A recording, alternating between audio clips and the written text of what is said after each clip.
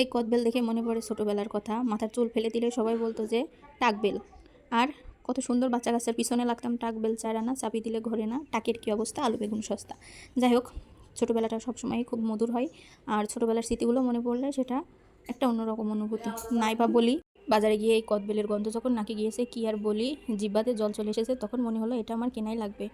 এবার যখন দাম শুনতে যাই, আমার মাথা ঘুরে পিছনের দিকে চলে যাওয়ার অবস্থা। ওরে সর্বনাশ, এত দাম এই কদবেলের, কি বলবো। 2টা কদবেল এখানে নিয়েছে আপনার 120 টাকা। যাজ্ঞা, শখের তোলা 80 টাকা। যতই দাম নিক, দামের দিকে না তাকিয়ে এটা কিনে নিয়ে বাসায় চলে আসলাম। রাত হয়ে গেছিলো, তখন আর এটা খাইনি। এবার পরের দিন দুপুরবেলা মনে হলো যে কদবেলটা মাখানো উচিত, এই জন্য আমি কদবেলটাকে নিয়ে ছাদে চলে এসেছি। দাঁড়ান, ছাদটাকে একটু ঘুরিয়ে দেখাই যে আমার বাবার বাসায় ছাদের উপর থেকে ভিউটা কত সুন্দর দেখা যায়। চারিদিকে গাছগাছালি সবুজ, তার ভিতরে ছোট ছোট বাসা। আসলেই পরিবেশটা এত সুন্দর, চোখ জুড়িয়ে যায়।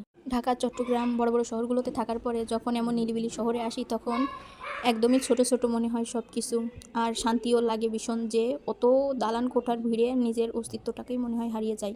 এরপর আমার কদবেলটাকে ভালো করে একটু নিচে বাড়ি দিয়ে ফাটিয়ে নিলাম। নেওয়ার পরে একদম পাকা হয়নি, একটু কাঁচা কাঁচা, সবে মাত্র একটু নরম হয়েছে। এই যে দেখতে পাচ্ছেন কদবেলটা কেমন হয়েছে। তারপর আমি আবার একটু ক্যামেরার সামনে এসে হালকা পাতলা একটু ঢং মশান করছি, যাতে ফেসবুক কর্তৃপক্ষ বুঝতে পারে যে ভয়েস দিচ্ছে সেই আমি। এরপর এই যে থালের উপরে বেলটাকে বের করে নিয়ে একসাথে মাখাতে হবে। এরপর দেখি গাছে লেবুর পাতা আছে, তখন মনে হলো যে লেবুর পাতা দিলে এই কদবেল মাখাটাই একটা আলাদা সেন্ট আসবে। এরপর গাছ থেকে আমি 2-3টা লেবুর পাতা ছিঁড়ে নিয়ে চলে আসছি। এখন মরিচ গুঁড়া, চিনি, লবণ, কাঁচা লঙ্কা সব কিছু একবারে দিয়ে এটাকে যত ভালোভাবে মাখানো যাবে তত এর টেস্ট আসবে। আর এই কাঁচামরিচ আর শুকনো মরিচ 2টা একসাথে মাখিয়ে আমার হাত যা প্রচণ্ড রকমের পরে জ্বলছে সেটা বলার মতো না, কিন্তু আমার কদবেলে প্রচুর পরিমাণে টেস্ট আসছিল।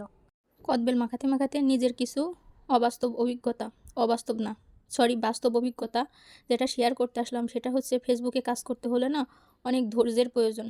আমি যে কতগুলো পেজ খুলছি আর ডিলিট করছি তার ঠিক নেই, কিন্তু পরবর্তীতে যখন জানছি তখন এইটুকুই বুঝতে পারছি যে আপনি যতই যাই করেন না কেন, সঠিক নিয়মে যদি কাজ করে না যান তাহলে কোনো রকমেরই কোনো ফল আসবে না। এরপরে আরও কিছু ডিজিটাল ভিখারি আর অশিক্ষিত আছে, যেগুলো আপনাকে পস্তাবে বলতে ওইগুলোর কথা শুনে আপনি চললেই পস্তাবেন। সেগুলো কেমন জানেন?